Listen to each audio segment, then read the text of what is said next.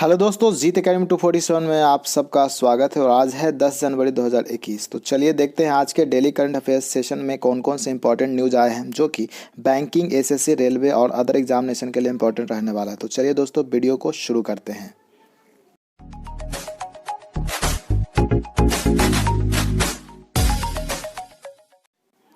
तो आइए देखते हैं कौन कौन से इंपॉर्टेंट न्यूज़ आए हैं। तो सबसे पहला जो न्यूज़ है आपके स्क्रीन पे न्यूज़ है, देखिए फर्स्ट न्यूज़ है दोस्तों आपका प्रवासी भारतीय दिवस से रिलेटेड है, यानी कि एनआरआई डे और प्रवासी भारतीय दिवस इज ऑब्जर्व्ड ऑन 9 जनवरी। यानी कि आपको याद रखना है कि जो एनआरआई दिवस जो था या तो प्रवासी भारतीय दिवस होता है जो 9 जनवरी को मनाया जाता है। आपका 9 जनवरी याद रखना है कि कौन सा दिन मनाया जाता है, तो एनआरआई डे।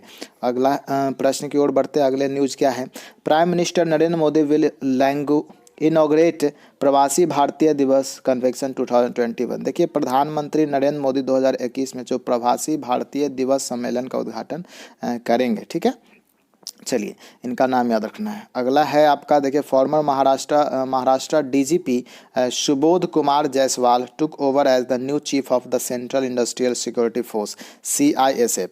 यानी कि महाराष्ट्र के जो पूर्व डीजीपी है ना सुबोध कुमार जायसवाल, उन्होंने केंद्रीय औद्योगिक सुरक्षा बल सीआईएसएफ के नए प्रमुख के रूप में पदभार संभाल लिया है।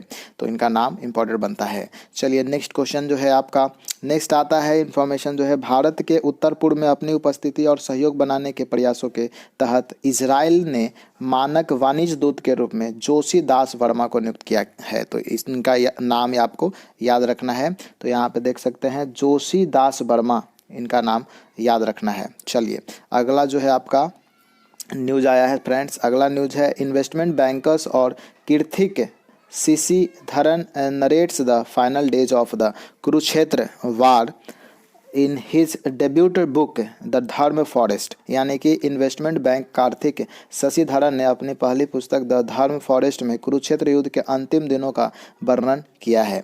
तो इनका नाम याद रखना इंपॉर्टेंट बनता है, धर्म बुक का भी नाम और इनका जो राइटर है उनका भी नाम याद रखना है, कार्तिक शशिधरन जो थे। ठीक है, अगला न्यूज़ की तरफ बढ़ चलते हैं। नेक्स्ट जो न्यूज़ आपका आता है वो है, देखिए पाकिस्तान के से रिलेटेड है। पाकिस्तान ने स्वदेशी रूप से विकसित guided multi launch rocket system फतह-1 का सफल परीक्षण कर लिया है।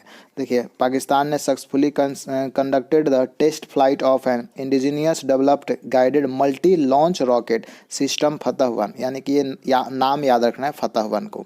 ठीक है, कि किसने किया है, कौन से देश ने, तो पाकिस्तान ने लॉन्च किया है सफल। ठीक है, चलिए अगला न्यूज़ की तरफ बढ़ चलते हैं। नेक्स्ट न्यूज़ जो है आपका, नेक्स्ट न्यूज़ है दोस्तों, उत्तराखंड की राज्यपाल जो बेबी रानी मौर्य जी हैं द्वारा न्यायमूर्ति आर.एस. चौहान को उत्तराखंड उच्च न्यायालय के नए मुख्य न्यायाधीश के रूप में शपथ दिलाई गई है। देखिए जस्टिस आर.एस. चौहान जो हैं इनको was admitted oath as the new chief justice of the Uttarakhand high court by Uttarakhand governor Baby Rani Maurya. यानी कि बेबी रानी मौर्य जो उत्तराखंड के गवर्नर है, इन्होंने आर.एस. चौहान जी को जस्टिस के लिए, चीफ जस्टिस के लिए शपथ ग्रहण करवाई है। ठीक है, चलिए इनका नाम याद रखना है।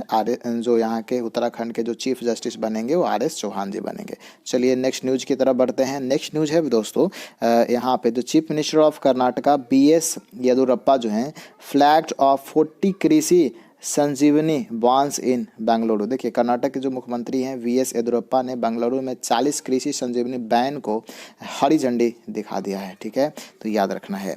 चलिए नेक्स्ट है आपका न्यूज़ जो आपके स्क्रीन पे दिख रहा है। नेक्स्ट न्यूज़ है, क्या है भाई, तो भारतीय जो अमेरिका सुमोना गुहा को राष्ट्रीय सुरक्षा परिषद में दक्षिण एशिया के लिए वरिष्ठ निदेशक के रूप में नियुक्त किया गया है। यानी कि जो अमेरिकन जो हैं Sumona Guha ji has been appointed as the senior director of South Asia. याद रखना है, senior director of South Asia किनको चुना गया है, तो सुमोना गुहा जी को नेशनल सिक्योरिटी ऑफ काउंसिल के द्वारा। ठीक है, चलिए नेक्स्ट है आपका न्यूज़। देखिए अगला जो न्यूज़ आया है,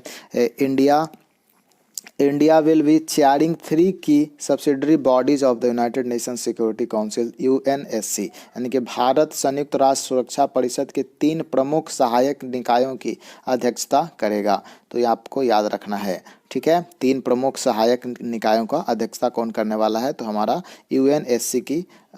ठीक है, चलिए अगला जो न्यूज़ है, देखिए नेक्स्ट न्यूज़ जो आपका आता है यहाँ पे क्या है, भारतीय अक्षय ऊर्जा अक्षय ऊर्जा विकास एजेंसी लिमिटेड इरेडा ने NHPC लिमिटेड के साथ अक्षय ऊर्जा परियोजनाओं को विकसित करने की तकनीक विशेषज्ञता प्रदान करने के लिए एक समझौते पर मतलब कि हस्ताक्षर किया। देखिए दो है एजेंसी, दोनों ने क्या किया है, तो ये पहले इरेडा और NHPC जो ने, इन दोनों ने क्या किया है, एक तरह से समझौता ज्ञापन किया है। क्या करने के लिए, तो it's technical expertise developing new renewable energy projects को डेवलप करने के लिए। ठीक है, रिन्यूएबल एनर्जी जो होता है जो ख़त्म नहीं होता है। चलिए अगला जो न्यूज़ है, देखिए नेक्स्ट न्यूज़ आपका आया है सेंट्रल बैंक जो है, central bank of India CBOI ने स्वयं सहायक समूहों को यानी कि SGS जो हैं समूहों को ऋण प्रदान करने के लिए NAB फाउंडेशन के साथ एक समझौता पर ज्ञापन हस्ताक्षर किया है। ठीक है, तो NAB फाउंडेशन के साथ सेंट्रल बैंक ऑफ इंडिया ने समझौता ज्ञापन किया है ताकि सेल्फ हेल्प ग्रुप वालों को पैसा दिया जाए, हेल्प किया जाए। ठीक है, ताकि वो हेल्प कर सकते। ये थे टॉप 10+ न्यूज़, आपके लिए इम्पॉर्टेंट रहेंगे सभी जो सरकारी गवर्नमेंट की तैयारी आप कर रहे हैं उसके लिए भी, और नॉलेज पॉइंट ऑफ व्यू से भी आपके लिए इम्पॉर्टेंट रहने वाले हैं। तो चलिए हमारे सोशल मीडिया से भी आप जल्दी से जुड़ जाइए, इसका डिस्क्रिप्शन बॉक्स में आपको लिंक मिल जाएगा, और हमारा एक वेबसाइट भी है, उसको विजिट करना बिल्कुल ना भूलें। अगर वीडियो पसंद आया, वीडियो में बने रहने के लिए आपको बहुत बहुत धन्यवाद। अगर वीडियो पसंद आया तो इसे लाइक करें, अपने दोस्तों के साथ शेयर करें, और अपना कमेंट बहुमूल्य कमेंट बॉक्स में ज़रूर लिखें। और यदि हमारे चैनल पर नए हैं तो चैनल को सब्सक्राइब करके बेल आइकन प्रेस कर दें। चैनल सब्सक्राइब करना बिल्कुल फ्री होता है दोस्तों, ताकि आपका नोटिफिकेशन सारा आते रहे जो भी नया वीडियो अपलोड करूँ। तो चलिए मिलते हैं नए अपडेट्स में, तब तक के लिए good bye, take care, thanks a lot, जय हिंद, जय भारत।